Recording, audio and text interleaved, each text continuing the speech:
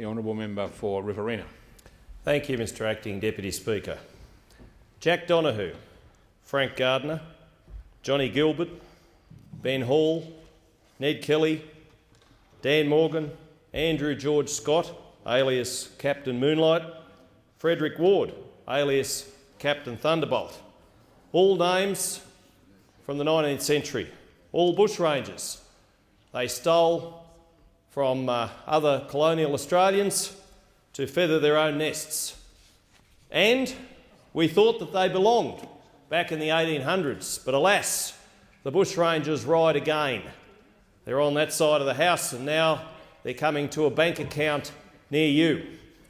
Now, this Banking Amendment Unclaimed Money Bill 2013 is seeing another raft of bushrangers coming to a bank account near you. It could be anyone's bank account that hasn't been enacted upon in the last 3 years. Look out. And certainly there's been a chorus of complaint right across this wide brown land about the 21st century bushrangers who are just waiting to take unclaimed money. This is, after all, Mr Acting Deputy Speaker, theft by any other name. Now, I'm going to quote from the Hervey Bay. Pardon? Sorry, the minister at the table is saying something I can't hear, but I'll allow his interjection. What was that? Order.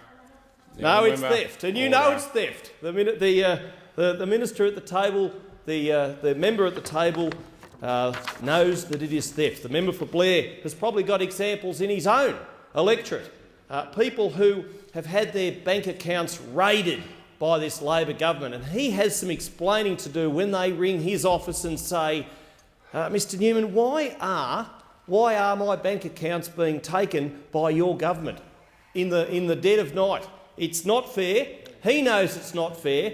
His colleagues know it's not fair, and we on this side certainly know it's unfair. Now, as I say, I was going to quote from the Hervey Bay Independent of May 31, where the family of a 95-year-old Hervey Bay pensioner who had $50,000 forfeited from a bank account because it hadn't been used for 7 years is warning others to be aware of the new laws.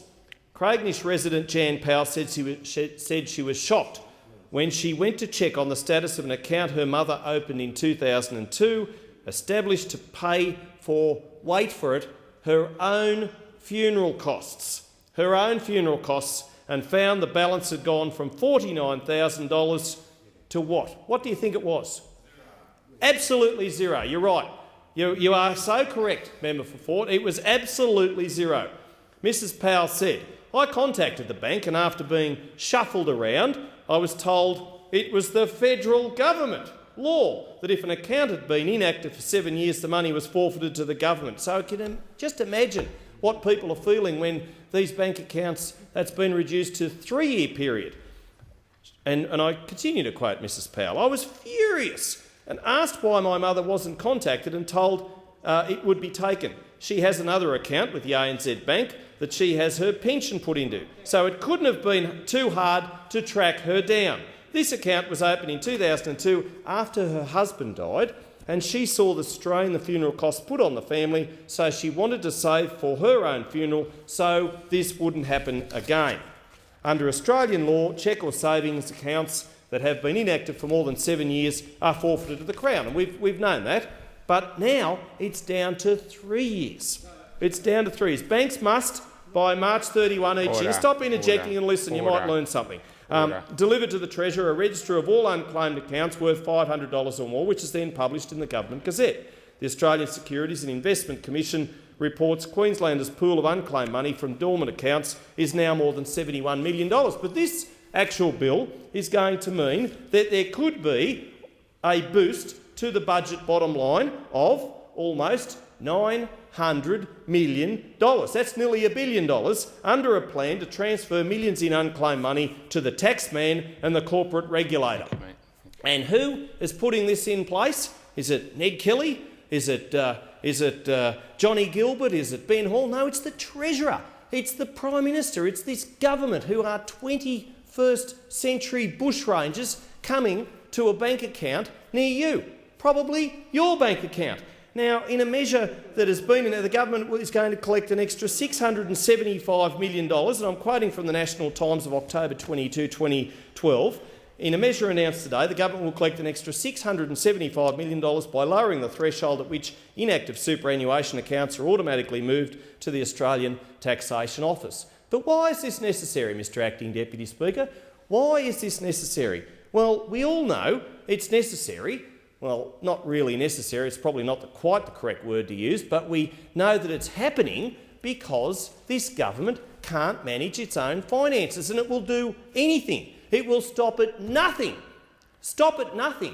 to balance its books, even if that means taking money out of people's bank accounts that they've saved for their own funerals, even if it means taking some of those children's Dolomite accounts that have been inactive for 3 years, even if it means taking the money from, in some examples from down near my electorate of the Riverina, people's farm management accounts. They put their money in, they expect it to be there. You know, they've had a hard enough time in recent years with drought, with floods, with fires, with poor water policy from the government, and now they've got the 21st century Ned Kellys coming along and taking their hard-earned money. It's outrageous. It's simply unbelievable. But this is the Labor government of 2013.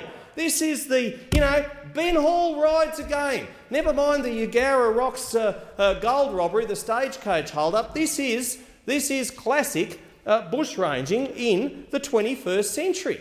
And people are having their hard-earned money taken from them just to help balance the Treasurer's books. I mean, it's just incredible. Now, I refer here to a website, Simplify Your Life Choices, a comment piece by Rachel Tyler-Jones, who on the 27th of February this year writes an opinion piece called The Dummy's Guide to Losing an Election. I'm no politician, she writes, but even I know that taking people's money is a stupid way to win an election. The government did not consult the Australian Bankers Association about the new 3-year time limit. The figure appears to be an arbitrary one. Even as a Labor supporter, I am struggling to see, this is her, not me, I'm certainly no Labor supporter, Mr Acting Deputy Speaker, I'd just like that to be made quite clear for Hansard. But even as a Labor supporter, Rachel Tyler-Jones writes, I am struggling to see this as anything but a desperate grab for money by a government which can't live up to its retracted budget surplus promises.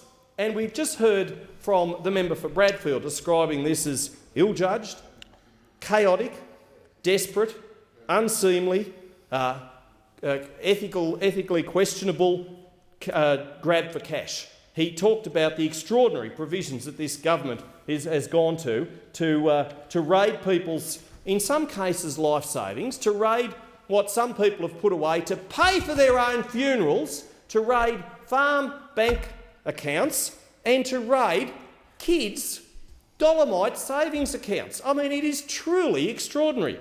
Now, on the website of the Institute of Public Affairs, freedomwatch.ipa.org.au, Simon Brehney writes, the Gillard government's plan to take money from dormant bank accounts is a shameful grab for cash and a significant attack on property rights. Now, he is the director of the Legal Rights Project at the free market think tank, the Institute of Public Affairs. And what he's actually said here is what people right across Australia are saying right this very minute.